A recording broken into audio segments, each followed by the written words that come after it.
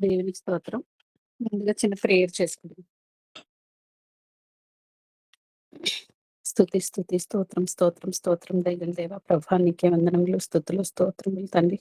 మరి లెంట్‌లో ఉన్నారు తండ్రి. మరి 23 దినం తండ్రి. ఈరోజు తండ్రి ప్రభా యేసయ్య మరి నీ వాక్యాన్ని తండ్రి ప్రభా మరి చెప్పడానికి మీరు నాకిచ్చిన అవకాశాన్ని బట్టి వందనాలు చెల్లించుకుంటున్నాను తండ్రి ప్రభా. మరి నీ వాక్యాన్ని మేము ధ్యానించుకుని ఉంటుండగా తండ్రి ప్రభా మరి నాతోటి మా అందరితోటి తండ్రి ప్రభా మీ సన్నిధిని ఉంచి తండ్రి ప్రభా నా నోటి మాటగా మీరుండి తండ్రి ప్రభా మీరు చెప్పే ప్రతి విషయాన్ని తండ్రి మేము జాగ్రత్తగా విని గ్రహించి తండ్రి ఆ రీతిగా జీవించడానికి సహాయం చేయమని వేడుకుంటున్నాను తండ్రి ప్రభా. ఈ సమయం అంతటిని నీ చేతులకు అప్పచెప్పుకుంటూ తండ్రి సమస్తము తండ్రి ప్రభా యేసయ్య క్రమంగా మర్యాదకరంగా ఎటువంటి ఆటంకము లేకుండా జరిగించమని తండ్రి.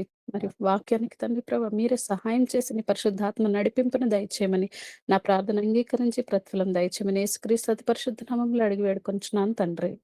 ఆమేన్. దేవునికి స్తోత్రం. అందరికీ వందనాలండి. మరి మరి 22 డేస్ అయిపోయినాయి అప్పుడే లెంట్‌లో. మరి 23 రోజు మరి ఈరోజు మరి దేవుడు నాకిచ్చిన అవకాశాన్ని బట్టి ముందుగా దేవునికి వందనాలు చెల్లించుకుంటున్నాను. అలాగే పింక్ అక్కకి కూడా మరి వందనాలు చెల్లించుకుంటున్నానండి. మరి ఈరోజు మనకి మరి రోజు ఒక్కొక్క టాపిక్ వైస్ డిస్కస్ చేస్తున్నాం కదండీ! మరి ఈరోజు మరి ఇచ్చిన టాపిక్ రోదన అనే టైటిల్ తోటి మరి లెంట్ మెసేజ్ ఈరోజు ఇవ్వడం జరిగింది. మరి ఇప్పటి వరకు వాక్యాలు మరి ఈ దినంకి ఏర్పాటు చేయబడిన వాక్యాలు కూడా మరి చదువుకున్నాము. మరి 2 వాక్యాలు కూడా మరి యోధా గురించి మనం చదివాము. అలాగే మరి సామెతలు కీర్తనలు 32వ అధ్యాయం కూడా ఇవ్వబడింది ఈ దినం కోసం. మరి ఆ కీర్తనలు 32వ అధ్యాయం కూడా ఒకసారి చదువుదామండి.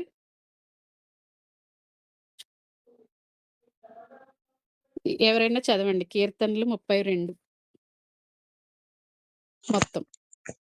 నా దేవా నీవు నన్నేల 32 విడినాడితివి. 32 అండి. కీర్తనలు 32. సారీ హ్మ్. 22. తన అతిక్రమములకు పరిహారము నొందినవాడు, తన పాపమునకు ప్రాయశ్చిత్తం నొందినవాడు ధన్యుడు. యెహోవా చేత నిర్దోషి అని ఎంచబడినవాడు, ఆత్మలో కపటము లేనివాడు ధన్యుడు. నేను మౌనినై ఉండగా దినమంతయు నేను చేసిన నా ఆర్తధ్వని వలన నా ఎముకలు క్షీణించినవి. దివారాత్రములు నీ చెయ్యి నా మీద బరువుగా నుండెను. నా సారము వేసవి కాలంన ఎండినట్టాయెను. నా దోషమును కప్పుకొనక నీ ఎదుట నా పాపము ఒప్పుకొంటిని. యెహోవా సన్నిధిని నా అతిక్రమములు ఒప్పుకొందుననుకొంటిని. నీవు నా పాపదోషమును పరిహరించి ఉన్నావు. కావున నీ దర్శన కాలమందు భయభక్తులు గల వారందరూ నిన్ను ప్రార్థన చేయుదురు. విస్తార జల ప్రవాహములు పొరలి వచ్చినను నిశ్చయముగా అవి వారి మీదికి రావు. నా దాగుచోటు నీవే. శ్రమలో నుండి నీవు నన్ను రక్షించెదవు. విమోచన గానములతో నీవు నన్ను ఆవరించెదవు.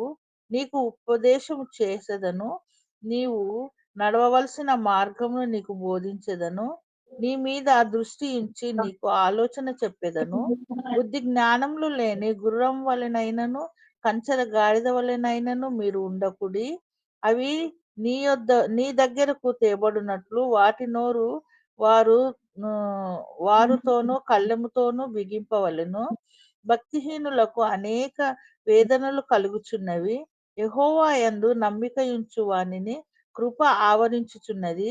నీతిమంతులారా యెహోవాను బట్టి సంతోషించుడి, ఉల్లసించుడి. యథార్థ హృదయులారా మీరందరూ ఆనందగానము చేయుడి. చదవబడిన వాక్యం దేవుడు దీవించుగా. Thank you aunty.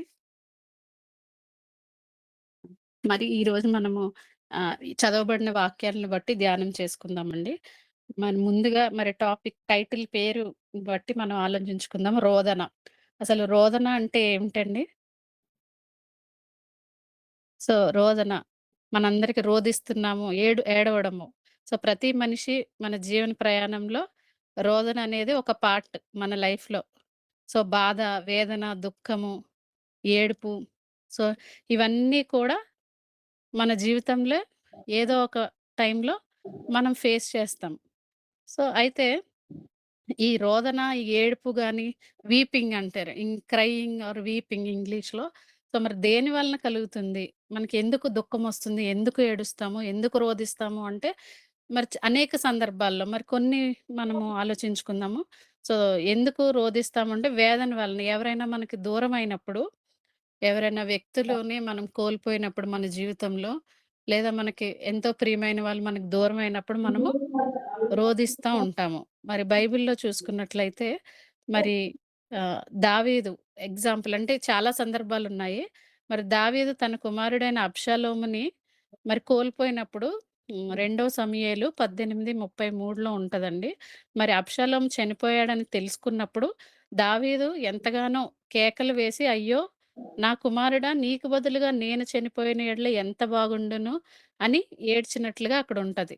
సో, అలా మన ప్రియుల్ని మనం కోల్పోయినప్పుడు మనకి వేదన కలుగుతది.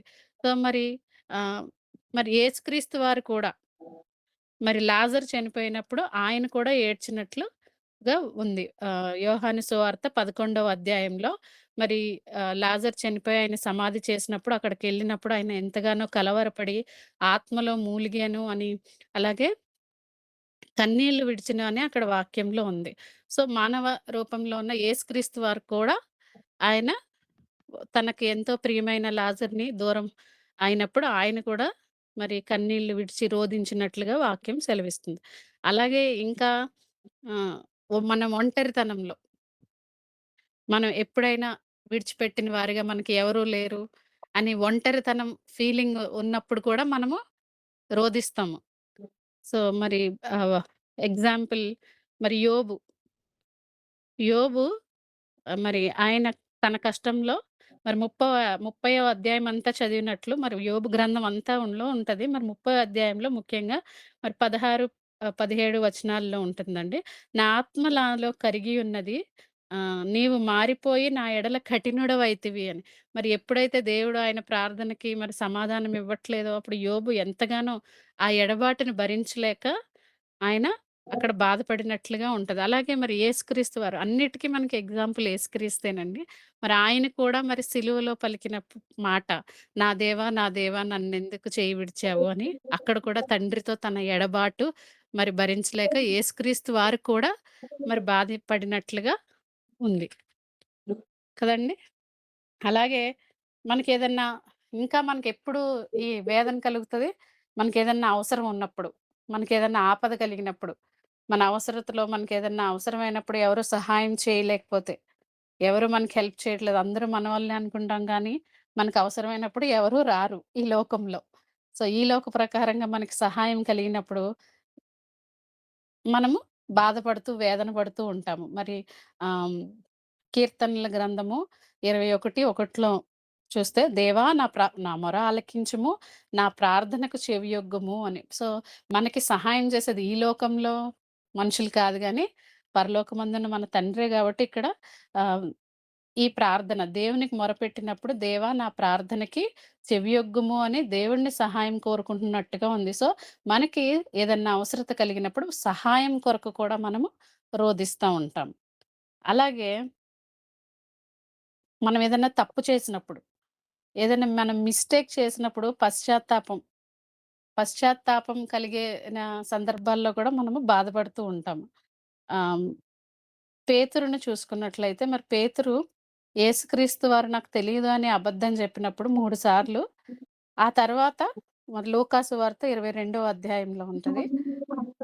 అలా తర్వాత 3 సార్లు బొంకిన తర్వాత బయటకు వెళ్లి సంతాపపడి ఏడ్చెను. ఆయన చేసిన తప్పుని తలుచుకొని ఆయన ఏడ్చెను అని వాక్యం సెలవిస్తుంది. సో, పశ్చాత్తాపం. సో, ఏ ఏ సందర్భాల్లో మనము రోదిస్తా ఉంటాం? వేదన వలన, ఒంటరితనం వలన, మనకేదన్నా సహాయం కావాల్సినప్పుడు, అలాగే పశ్చాత్తాపం కలిగినప్పుడు. అయితే ఇవన్నీ బాధ కలిగే సందర్భాలు. అయితే మనము కన్నీరు మనకు రోదన మంచి సందర్భాల్లో కూడా వస్తూ ఉంటది. ఏడుపు మనకి ఆ సంతోష సమయాల్లో గూడా మనం ఏడుస్తాం. కృతజ్ఞత వలన.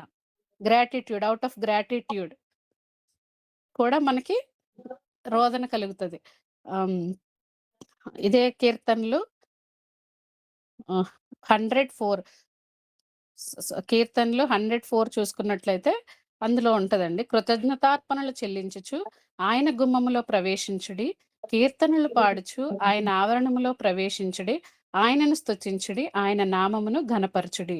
సో, కృతజ్ఞతార్పణలు చెల్లించేటప్పుడు కూడా మనకి రోదన కలుగుతది. రోదన కేవలం ఆ వేదన అంటే దుఃఖము, ఏడుపే కాదు సంతోషంలో కూడా మనము రోదిస్తాము.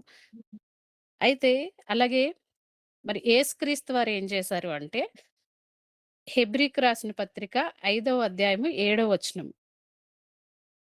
చదువుకున్నట్లయితే, శరీరధారి అయ్యున్న దినములలో మహారోదనముతోనూ, కన్నీళ్లతోనూ తన్ను మరణము నుండి రక్షింపగలవానికి ప్రార్థనలను, యాచనలను సమర్పించి భయభక్తులు కలిగి ఉన్నందున ఆయన అంగీకరింపబడెను. ఆ!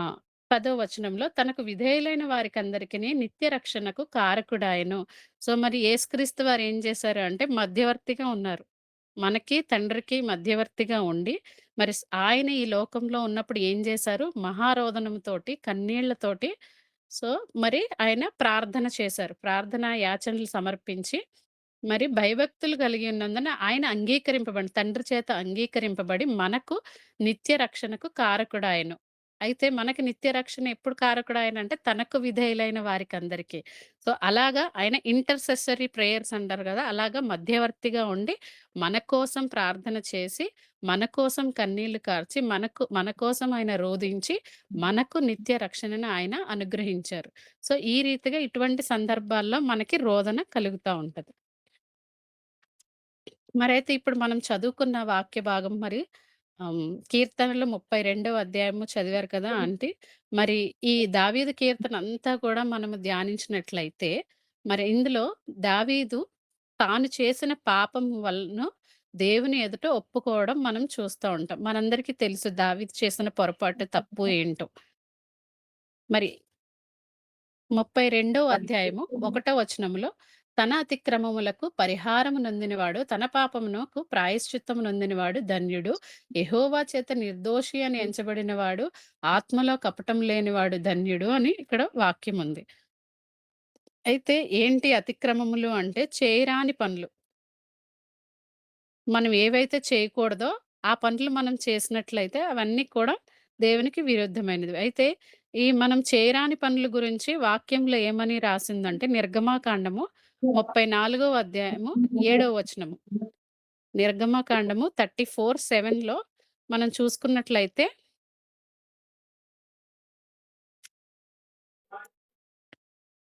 ఆ! ఆయన వేల మందికి కృపను చూపుచు దోషమును, అపరాధమును, పాపమును క్షమించును గాని. ఇక్కడేముందంటే మనం చేయరాని పనులు దోషము, అపరాధము, పాపము. సో, ఈ 3 ఇక్కడ మెన్షన్ చేయబడ్డాయండి. మరి దోషము అంటే ఏంటి అంటే ధర్మశాస్త్రమును అతిక్రమించడం.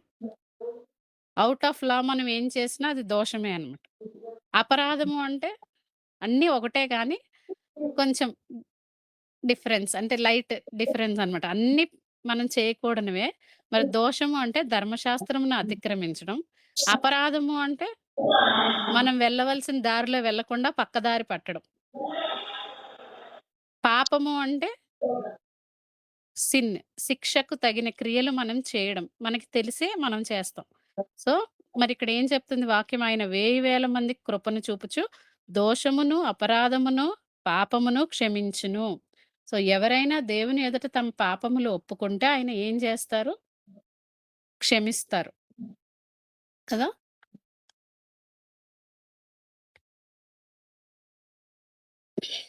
మరి రోమీలికి రాసిన పత్రిక 4 అధ్యాయం 6-8లో ఏమని చెప్తుందంటే, క్రియలు లేకుండా దేవుడెవడిని నీతిమంతుడుగా ఎంచునో ఆ మనుష్యుడు ధన్యుడు.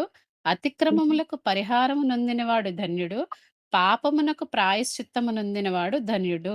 ప్రభువు చేత నిర్దోషి అని ఎంచబడినవాడు ధన్యుడు. సో, దేవుడు ఏం జేస్తాడు? మనం ఇవన్నీ చేస్తున్నాం. కానీ ఎప్పుడైతే ఇవన్నీ మనం ఒప్పుకొని దేవుని ఎదుట అంగీకరిస్తామో అప్పుడు ఏం చేస్తారు దేవుడు? మనల్ని క్షమిస్తారు. ఆయన కూడా 3 చేస్తారు. మనం 3 తప్పులు చేస్తే ఆయన గూడా మనల్ని 3 విధాలుగా మన పాపాల నుంచి మనకు దూరం జేస్తారు. ఎలా అంటే ఆయన మనల్ని క్షమిస్తారు ఫస్ట్ థింగ్. సో, ఏంటంటే మన పాపముల నుండి మనల్ని తొలగిస్తారు. అలాగే కప్పివేస్తారు. మన పాపములు ఆయన కప్పివేస్తారు. అలాగే మన తప్పుల్ని ఆయన కన్సిడర్ చేయరు. తప్పుల్ని లెక్కలోకి తీసుకోకుండా ఉంటారు. సో, అందుకే ఆయన చేత మనము వాక్యం చెప్పినట్టుగా దేవుడు ఎవరిని నీతిమంతుడిగా ఎంచినా ఆ మనుష్యుడు ధన్యుడు. సో, దేవుని చేత ధన్యుడు అని మనం అనిపించుకునే విధంగా ఉండాలి. మన క్రియలు లేకుండానే అతిక్రమములకు పరిహారము పొందే విధంగా, మన పాపమునకు ప్రాయశ్చిత్తం పొందే విధంగా, దేవుని చేత నిర్దోషి అని అనిపించుకునే విధంగా మనము ఉండాలి. మరి ఇక్కడ ఈ సామెతలు 32వ అధ్యాయంలో మరి దావీదు చేసిన ఈ ప్రార్థనంతా మనము చూసుకున్నట్లయితే హ్మ్. సో, ఇక్కడ వాక్యం 3, 4 అధ్యాయంలో పాపాన్ని దాచిపెట్టడం వల్ల బాధ కలుగుతుంది. సో, ఎప్పుడైతే మనం ఏదన్నా తప్పు చేస్తామో, అది మనకి గుర్తొస్తా ఉంటది లోపల. బయట అందరికీ అది తెలియకపోవచ్చు కానీ, మనకు తెలుసు. మన కాన్షియస్ చెప్తా ఉంటది. నువ్విది చేశావు, ఇది చేశావని. సో, అప్పుడేమవుతదంటే, మన పాపం ఏం కలిగజేస్తది మనకి? బాధను కలిగజేస్తది. ఇక్కడ దావీదు ఏం చేశాడు? తన పాపాన్ని ఒప్పుకున్నాడు. సో, ఈ పాపం అనేది ఏం చేస్తది? మన శరీరాన్ని, మన మనసుని బరువు చేసి, దేవుని నుండి మనకి దూరం చేసేస్తది. సో, ఇక్కడ దావీదు పాపాన్ని ఒప్పుకోవడం వల్ల ఆయనకి ఏం దొరికింది?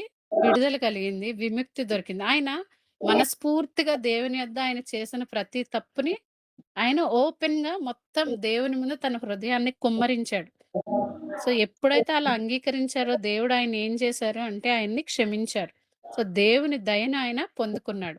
సో, దేవుడే నాకు ఆశ్రయ స్థలము అని ఆయన చెప్తున్నారు.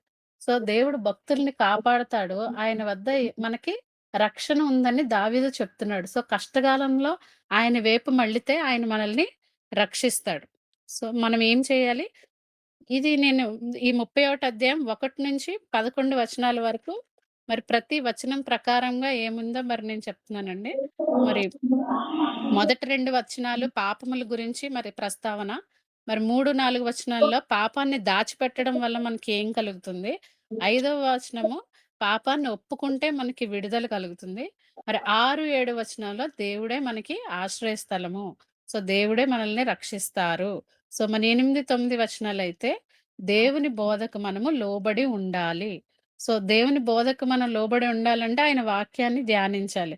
సో, ఆయనే మనకి ఒక గైడ్. ఈ లోకంలో మనము ఎలా జీవించాలో చెప్పడానికి హి ఈజ్ అవర్ గైడ్. మనల్ని నడిపించేది ఆయనే. మరి ఇక్కడ 8, 9 వచనాలు మనం చదువుకున్నాం గదా! ఇందాక. మరి ఆహ్, గాడిదలు, గుర్రములనైతే తాళ్ళతో కట్టి బలవంతంగా మరి తీసుకురావాలి. కానీ ఆయనే మనల నుంచి కోరుకున్నదేంటంటే బలవంతంగా కాకుండా మనం ఆయన్ని వెంబడించాలని ఆయన కోరుకుంటున్నాడు. విల్‌ఫుల్‌గా, ఫ్రీగా ఆయనేమి మనల్ని బలవంత పెట్టట్లేదు గానీ, మనమే మన ఇష్టపూర్వకంగా ఆయన్ని వెంబడించాలి అని ఆయన మన నుంచి కోరుకుంటున్నారు. మరి 10, 11 వచనాలు చూస్తే దుర్మార్గులకు ఎన్నో బాధలుంటాయి కానీ, దేవుని నమ్మిన వారికి ఆయన క్షేమం కలిగిస్తారు, సంతోషాన్ని కలిగిస్తారు అని వాక్యం చెప్తుంది. సో, మనము ఆలోచన చేసినట్లయితే తను పాపం చేశాడు. తప్పు చేశాడు కానీ, చేసిన తప్పుని పూర్ణంగా అంగీకరించాడు. సంపూర్ణంగా దేవుని సన్నిధిలో తను చేసిన పాపం అంతా ఒప్పుకొని అంగీకరించినప్పుడు ఆయనకి చాలా హృదయంలో ఉన్న బాధ, వేదన, ఆ బరువు అంతా దిగిపోయి ఆయనకి సంతోషం కలిగింది. అయితే మనం చదువుకున్న మరో వాక్య భాగము మత్తయి సువార్త, అలాగే అపోస్తల కార్యములు. మరి ఈ 2 వాక్య భాగాల్లో మరి యోధాను గురించి మనము చదివాము. మరి మత్తయి సువార్త 27 అధ్యాయము 3-10 వచనాల్లో మరి యోధా గురించి మనము ధ్యానించినట్లయితే మరి యోధా కూడా పశ్చాత్తాప పడ్డాడు. మరి ఏం చేశాడాయన యోధా? మనందరికీ తెలుసు. మరి ఆయన యేసుక్రీస్తు వారిని 30 వెండి నాణెములకు ఆయన పట్టించారు. అప్పుడు పట్టించాక ఆయన్ని పట్టుకెళ్లారు, సిలువ వేశారు. అదంతా చూసిన యోధా ఎంతో పశ్చాత్తాపపడ్డారు. అరె! నేనేంటి ఇలాంటి పని చేశాను. ఇంతకాలం ఆయనతో ఉన్నారు. ఆయనేంటో తెలుసు. ఒక నిరపరాధిని ఆయన పట్టించినందుకు, ఒక నిర్దోషి రక్తాన్నయన అప్పగించినందుకు ఎంతో తీవ్రమైన పశ్చాత్తాపాన్ని ఆయన పొందాడు. సో, రిపెంటెన్సే. ఆయన గూడా తప్పు చేశానని గ్రహించాడు. గ్రహించి ఆయనేం చేశాడు, వెంటనే ప్రధాన యాజకుల దగ్గరికెళ్ళి వారి దగ్గర వారు తీసుకున్న ధనాన్నంతా అక్కడ ఇసిరేసి, "నాకు ఈ ధనమొద్దు, ఆయన్ని విడిచిపెట్టండి" అంటే, వాళ్ళు "మాకేం సంబంధం లేదు, మాకేం తెలీదు వెళ్ళిపోమన్నప్పుడు" తను చేసిన తప్పును భరించలేక, తనని తాను క్షమించుకోలేక, తను చేసిన తప్పు నుండి ఆయన బయట పడలేక, తప్పించుకోలేక ఏం చేశాడాయన, తనకి తాను ఉరి వేసుకొని చనిపోయాడు. చనిపోయాడు. అయితే ఈ ప్రధాన యాజకులు ఏం చేశారు, యోధా విసిరిపారేసిన డబ్బుని వారి దేవాలయం కానుక పెట్టెలో వేయలేదు కానీ, అది రక్తం వలన కొనబడిన ధనం గాబట్టి, సో, ఈ ధనాన్ని మనము మందిరంలో వేయకూడదు అనేసి, ఆ డబ్బుతోటి ఒక భూమి కొని దానికి రక్త భూమి అని పేరు పెట్టారు. సో, ఇక్కడ యూదా తన తప్పుని గుర్తించినా, ఏం జేశాడు? దేవుని సన్నిధికి రాలేదు. మరి దావీదుని ఆలోచిస్తే ఆయనేం జేశాడు? తప్పు చేసి దేవుడి దగ్గరికి వెళ్లి, నేను తప్పు చేశాను అని ఆయన దగ్గర క్షమాపణ కోరాడు. దేవుని సన్నిధి కోరుకున్నాడు. దేవునితో సహవాసాన్ని ఆయన కోరుకున్నాడు. కానీ యూదా ఏం చేశారు? సో, తను చేసిన తప్పుని ఆయన గ్రహించాడు కానీ, దేవుని దగ్గరికి రాలేదు. దేవుని క్షమాపణ కోరలేదు. తనని తానే ఓన్‌గా డెసిషన్ తీసుకున్నారు. సో, దేవునికి అప్పగించలేదు. అలాగే ఈ ప్రధాన యాజకులను గూడా మనం చూస్తే వారు కూడా వారికి తెలుసు వారేం జేశారో, వారు చేసిన తప్పు అని వారికి తెలిసినా వారు కూడా అంగీకరించలేదు. అండ్ ఏం ఫీలింగ్ లేదు. నో రిగ్రెట్స్ వాళ్ళకి. వారు తప్పు చేశారనే భావన కూడా వారికి లేదు. సో, ప్రధాన యాజకులు ఏం జేశారు? ధనాన్నయితే కానుక పెట్టెలో వేయలేదు. ఇది రక్తంతో కొనబడింది గాబట్టి, దీన్ని దేవాలయంలో మనం పెట్టకూడదని as per law, according to the law ధర్మశాస్త్ర ప్రకారంగా వారు ప్రవర్తిస్తున్నారు కానీ, వారు చేసిన తప్పుని వారు అంగీకరించలేదు. సో, కేవలం లోక ప్రకారంగా మాత్రమే వారు క్రియలు చేస్తున్నారు. సో, ఇదంతా కూడా మరి ఇర్మియా ప్రవక్త ద్వారా ముందుగానే రాయబడినట్లుగా జరిగింది. సో, ప్రాఫెసీ ఫుల్‌ఫిల్ అయిందనమాట. సో, ఎలాగా వాక్యంలో మరి ఎంతో మంది రోదన చేశారు. మరి ఎంతోమంది స్త్రీలు రోదించే స్త్రీలని కూడా చెప్పుకుంటా ఉంటాం. మరి అలా ఎంతోమంది ఎగ్జాంపుల్స్ మరి హన్నా రోదన చేసింది. మరి ఆమె రోదన వలన ఆమె ప్రార్థన అంగీకరింపబడింది. అలాగే విలపించే ప్రవక్త అని ఇర్మియాకి పేరు. ఆయన కూడా ఎంతగానో రోదించేవాడు. అలాగే సమూయేలు ఇలాగా ఒక్కరు కాదు, ఇద్దరు కాదు ఎంతోమంది మరి యేసుక్రీస్తు వారు కూడా అనేక సందర్భాల్లో రోదించారు. మరి ఇందాక చెప్పుకున్నట్టుగా ఆయన లాజరస్ గురించి రోదించారు ఆయన చనిపోయినప్పుడు. అలాగే యెరూషలేము గురించి ఆయన ఎంతగానో రోదన చేశారు. అలాగే మరి ఆయన సిలువ వేయకబడక ముందర గెత్సెమనే తోటలో ఆయన రోదించినట్టుగా కూడా మనం వాక్యంలో చూడొచ్చు. సో, మరి ఇ ఇవన్నీ ఏంటి మనము ఆలోచన చేయవలసింది అంటే, మరి ఇద్దరు వ్యక్తుల గురించి మరి ముఖ్యంగా ఈరోజు మనము ఆహ్, నేర్చుకుంటున్నాం. మరి దావీదు గురించి, అలాగే యూదా గురించి. మరి వారిద్దరికీ ఉన్న తేడా ఏంటి? వారి నుంచి మనమేం నేర్చుకోవాలి? సో, దావీదు ఏం చేశాడు? ట్రూ రిపెంటెన్స్ నిజమైన పశ్చాత్తాపాన్ని ఆయన అనుభవించాడు, పొందాడు. నిజమైన పశ్చాత్తాపం మాత్రమే దేవుని దగ్గరికి మనల్ని నడిపిస్తుంది. సో, నిజమైన పశ్చాత్తాపమే మనకి క్షమాపణ కలుగుతుంది. కేవలం తప్పు ఒప్పుకోవడం మాత్రమే సరిపోదు. సో, అరే! నేను తప్పు చేశానని రిగ్రెట్ అయితే without repentance regret it leads to destruction. మరి యోబుకి ఎలా అయితే మరి ఆయన తన ప్రాణాన్ని తనే తీసుకున్నాడో, అలాగా మనం నిజమైన పశ్చాత్తాపం పొందకపోతే నిజమైన రక్షణ మనకి దొరకదు. కేవలం ఆ సమయంలో మాత్రమే మనకు విడుదల కలిగినట్టుగా ఉంటది. మరి యోబు తను చేసిన తప్పు నుండి తప్పించుకోవడానికి తను ఉరిపెట్టుకొని సూసైడ్స్ చేసుకుంటున్నారు ఈ రోజుల్లో చాలామంది. సో, డిప్రెషన్ అంటున్నాము. సో, ఈ ఒంటరితనం ఇందాకనే మనం చేసినట్టుగా ఈ ప్రతి పరిస్థితిలోనూ కూడా మరి ఇన్‌స్టంట్ సొల్యూషన్స్ కోసము మనము వెతుక్కుంటా ఉంటాం. ఎవరో మనకి సహాయం చేయలేదనో, లేకపోతే మన కుటుంబంలో ఉన్నవారే మనతో సరిగ్గా ఉండట్లేదనో, లేకపోతే ఆర్థిక ఇబ్బందులో ఏది ఏమైనప్పటికీ కూడా మనం ఏం చేస్తున్నాం, ఈ లోకంలో వచ్చే చిన్న చిన్న సమస్యలకి మనమే సొంతంగా డెసిషన్స్ తీసుకొని, మనం ఏమనుకుంటున్నామంటే ఇదే సొల్యూషన్ అని మనం భావిస్తున్నాం. కానీ, మనం తీసుకున్న డెసిషన్స్ ఏం చేస్తున్నాయి, దేవుడి నుంచి మనల్ని దూరం చేస్తున్నాయి. కానీ మనం చేయవలసిందేంటి, మనము దేవుని దగ్గరికి నడవాలి. ఆయన్నడగాలి. సో, మరి ఇది వ్యక్తిగతంగా. మరి సంఘాల పరిస్థితి కూడా ఇలాగే ఉన్నాయి. మరి ఇప్పుడు మనం ఇక్కడ చూసుకున్న పెద్దలు, ప్రధాన యాజకులు ఎలా అయితే ఉన్నారో, ఇప్పుడున్న సంఘాలు గూడా అలాగే ఉన్నాయి. వారు గూడా అంత లా ప్రకారంగా యాక్ట్ చేస్తున్నట్టుగా చేస్తున్నారు గానీ, అంతా కరప్ట్ అయిపోయి ఉన్నారు. సో, ఎటువంటి స్థితిలో ఈరోజు సంఘాలున్నాయో గూడా మనం జ్ఞాపకం చేసుకోవాలి. అలాగే ప్రతి డెసిషన్ తీసుకునే ముందు మనం ఏం చేయాలి? దావీదు వలె దేవుడిని వేడుకోవాలి. ప్రార్థన చేయాలి. So, prayer before decisions.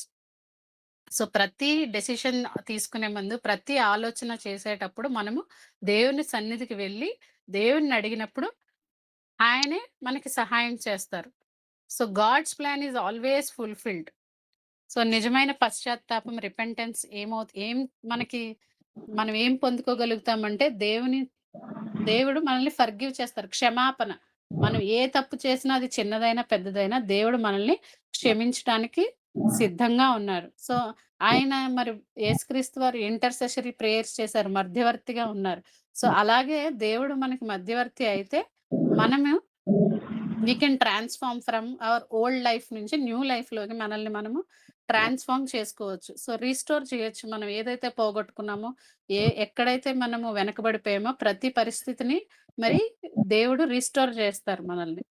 మరి యాకోబు పత్రిక 5వ అధ్యాయము 16వ వచనంలో ఉంది కదండీ!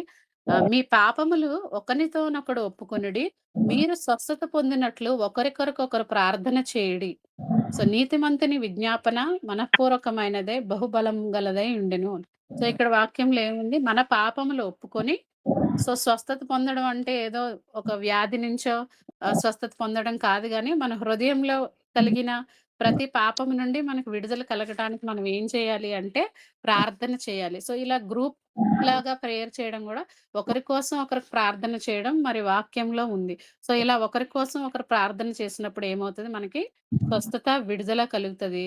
ఇలా మనం మనఃపూర్వకంగా ప్రార్థన చేసినప్పుడు అది చాలా బలమైన ప్రార్థన, బలమైన విజ్ఞాపన కలిగి అది దేవుని సన్నిధికి చేరుతది. మరి అలాగే కీర్తనల గ్రంథం 30వ అధ్యాయము 5వ వచనంలో ఉంది. సాయంకాలమున ఏడ్పు వచ్చి, రాత్రి ఉండినను ఉదయమున సంతోషము కలిగెను. సో, మనకి ఏదైనా బాధ కలిగించే విషయం ఉన్నప్పుడు అది కేవలం కొంతసేపు మాత్రమే. సో, సాయంకాలం ఏడ్పొచ్చి మళ్ళీ మార్నింగ్ అవ్వగానే రాత్రి పడుకొని లేచేసరికి మార్నింగ్ అయిపోద్ది. సో, ఎంత త్వరగా అవుద్దో అలాగే ఉదయమున మనకి సంతోషం కలుగుతది అని వాక్యం చెప్తుంది. అలాగే ఆహ్, కీర్తనలు 126, 5, 6 కన్నీళ్లు విడుచుచు విత్తువారు సంతోషగానముతో పంట కోసెదరు. సో, మనం ఎప్పుడైతే ఆయన సన్నిధిలో కన్నీరు విడచాలి. మనం ఏదో మనంతట మనం మనకొచ్చిన సమస్య వలన మనం ఏడుస్తూ ఉంటే యోబు వలె మన జీవితం అయిపోతది. కానీ, ఎప్పుడైతే ఆయన సన్నిధిలో మనం కన్నీళ్లు విడిచితే ఏమవుతది? సంతోషగానంతో మనము పంట కోస్తాము. సో, ఎటర్నల్ హ్యాపీనెస్ అన్నమాట. జాయ్.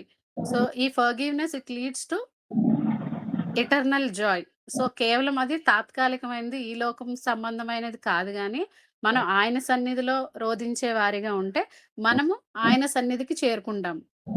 సో, మనము అలాగే యోహాను సువార్త 16వ అధ్యాయము 20 వచనం.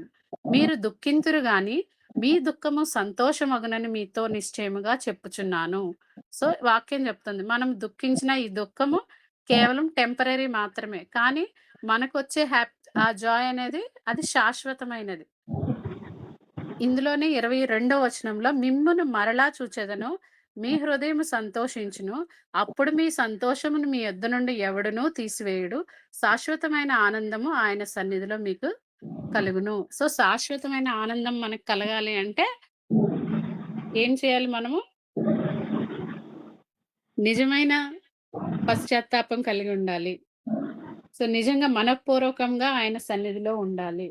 సో, శాశ్వతమైన ఆనందం మనకెక్కడ దొరుకుతది అంటే, ఆయన సన్నిధిలో మాత్రమే దొరుకుతది. అలాగే ప్రకటన గ్రంథము 21వ వచనము 21వ అధ్యాయము 4వ వచనంలో చూసినట్లయితే, ఆయన వారి కన్నుల ప్రతి బాష్ప బిందువును తుడిచివేయును. మరణము ఇక ఉండదు. దుఃఖమైనను, ఏడ్పైనను, వేదన అయినను ఇక ఉండదు. మొదటి సంగతులు గతించిపోయినని సింహాసనములో నుండి వచ్చిన గొప్ప స్వరము చెప్పుట వింటిని. సో, ఎప్పుడైతే మనము ఆయన సన్నిధిలో ఆనందించే వారముగా ఉంటామో, ఏమవుతది మనకి? ప్రతి బాష్ప బిందువును ఆయనే మరణం ఇక ఉండదు. సో, ఈ లోకంలో ఉండే మరణం కాదు గానీ, మరి మనందరికీ తెలుసు. మనందరికీ ఒక విశ్వాసం ఉంది. నిత్య జీవం కోసమే మనమందరం కనిపెడుతున్నాం కాబట్టి, సో, మనకి ఇంక మరణమిక ఉండదు. దుఃఖమైనను, ఏడ్పైనను, వేదనైనను ఏది ఉండదు. సో, మనకందరికీ తెలుసు పరలోకంలో దేవుని సన్నిధిలో ఎటువంటి సంతోషం ఉంటదో. సో, ఆ సంతోషాన్ని మనకి దేవుడు ఇవ్వడానికి ఆయన సిద్ధంగా ఉన్నాడు.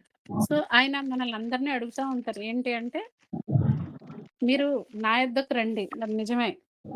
ప్రతి వేదన, బాధ మీకేదున్నా నా సన్నిధికి రండి. నా దగ్గరే మీకు విడుదల. సో, మరి దేవుని సన్నిధికి మనం వెళ్ళేవారుగా ఉండాలి. సో, మన రోదన, వేదన, బాధ ఈ లోక ప్రకారంగా కాకుండా దేవుని సన్నిధిలో మనం మొరపెట్టినప్పుడు ప్రతి విధమైన పరిస్థితి ఆయన చేతికి అప్పచెప్పినప్పుడు ప్రతి కలవరము నుండి ఆయన మనల్ని విడిపించి మరి నిజమైన సంతోషము, మరి నిజమైన శాశ్వతమైన ఆనందము ఆయన మనకి కలుగజేస్తారని ఈరోజు వాక్యాల్లో నుంచి మనము నేర్చుకుంటున్నామండి. సో, మరి నేను కంక్లూడ్ చేయాలనుకుంటున్నాను. సో, ఏంటి అంటే మనకి కావాల్సింది ట్రూ రిపెంటెన్స్ నిజమైన పశ్చాత్తాపము. అలాగే మన జీవితాన్ని దేవుని చేతికి అప్పగించటం. గాడ్స్ ప్లానే ఎప్పుడు మన జీవితంలో జరగాలి. అలాగే ప్రతి డెసిషన్ తీసుకునే ముందు ప్రేయర్ బిఫోర్ డెసిషన్స్.